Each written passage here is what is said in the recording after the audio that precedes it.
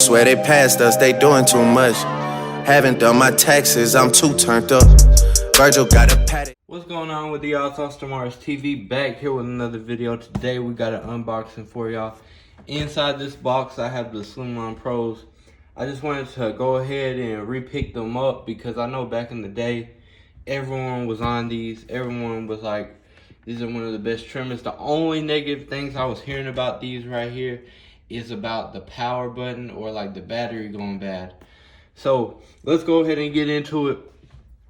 Just gonna go ahead and use straight razor with the fresh blade up in there. So yeah, these been out for some years, but I just remember the hype around these. A lot of people was loving these, especially if you get them set right. I've had 2 pairs of these. The first pair I had, my power button messed up. It was this exact color. And it was like, I would say 6 months, 7 months later, and that's when the power button just stopped working. Like I would move it back and forth and it wouldn't turn on anymore. So I wanted to pick these up because I know a lot of the barbers on my channel are beginner barbers, and you know, they're trying to have more of a budget. And right now on Amazon, these are, I believe, about $50, a little bit below $50. And with Prime shipping, I got these in 1 day. I've never seen 1 day shipping, but I actually got these in 1 day. A good analogy, if you've never used these, I feel like these are Beats of trimmers. Like, so for, if you were talking about headphones, you know, the Beats, they have good sound quality. They work great. But you know, newer stuff has came out like the AirPods and all that, so they aren't in style as much as they was back then, but they're still great headphones. So that's what I feel like these are as far as like clipper wise. I can't cap, I've done recorded this like 5 times trying to get this little pull tab open. It's not good. Yeah. I forgot how they was even packaged. So here they go. That's all that's in the box. You know, you got the little warranty papers, the use and care instructions, and you know, a little card right here by Andis. So first off in the box, you'll have the charging stand. Here it goes, the little plug-in at the back. It goes down right here. You also have the cable for the charger. This can also plug directly into the bottom of the clipper if you don't want to use a stand. You have a little cleaning brush right here. I usually just throw those away. I usually just use my own brush, but you know, do you.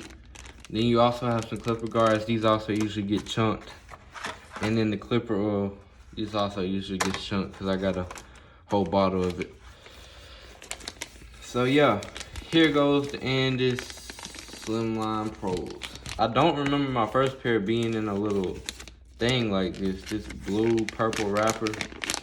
Yeah. Here they go. You know, you're supposed to fully charge them before you actually turn them on.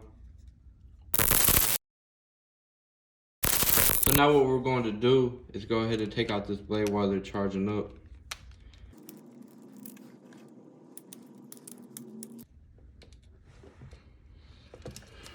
So we got it off. So now that we got the blade off, what I'm going to do is take this 1-minute blade modifier. I'll put a link down in the description and sharpen it in here.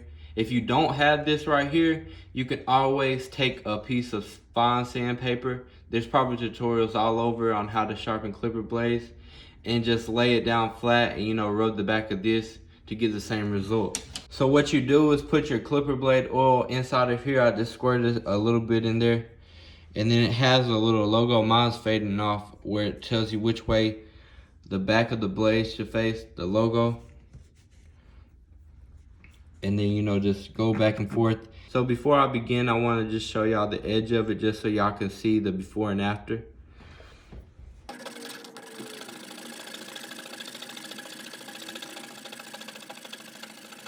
When you're using this, you want to make sure you keep the blade in between these 2 lines when you're going back and forth with it. As you can see, the edge of the blade has now been cut down to an angle, and it's just going to help the lineup come out sharper.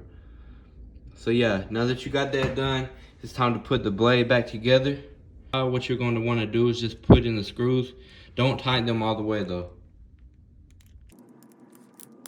Once you've got these 2 screws loose to the point where it can move around, but you still have to apply a little pressure for it to move, you don't want it just sliding back and forth.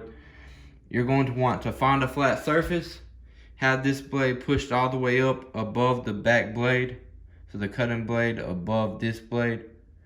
And once you see that, you're just going to want to grab it on 2 sides, find your flat surface, and just set it down and apply some force at the back of the blade just to make sure they're meeting up. Right here, the clipper is 0 gap, but me personally, I don't like it set this way because if a client has sensitive skin, it could cut them easily. Also, you can't work with 0 gap clippers in sensitive areas without being like super light. So what I like to do is take the clipper from this position and just lean it back to where this black piece touches the flat surface, and then just apply some pressure and make sure the blade moves.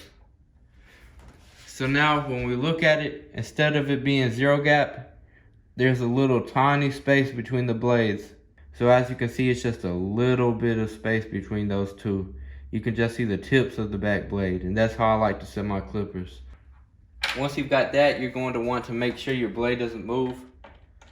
This is why it's important to make sure it's firm, not too loose, because if you go to screwing these screws and it's just completely loose, the blade's going to lose its positioning. Go ahead and screw the screws in. You're going to want to go back and forth. Once you tighten one a little bit, tighten the other, and just keep on repeating that process till you get it all the way screwed down. Now it's all the way tightened down. You want to go ahead and just double check. I can see that my back blade still has the little tips showing on both sides. You can really see it better on this side, but it looks the same on both sides. So now I'll just go ahead, place it back on there and screw it in. So once again, when I'm tightening my blade back on, I like to just go back and forth, tighten one at a time until it's all the way tightened down, just so it prevents this blade from shifting. There you go, you have some perfectly set modified Slimeline Pro LIs.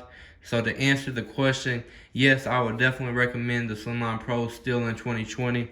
I think these are a great bang for the buck trimmer. But yeah, you can't go wrong with these. So yeah, I appreciate y'all watching. Let me know if y'all have any questions down in the comment section. Also subscribe if you're not already. It's Austin Mars TV, and I'm out. If anyone came to me asking for the best bang for the buck trimmer, I would still recommend. Oh my goodness, what a recommend. I sound Jamaican, bro. This is like every time I record a video, I recommend.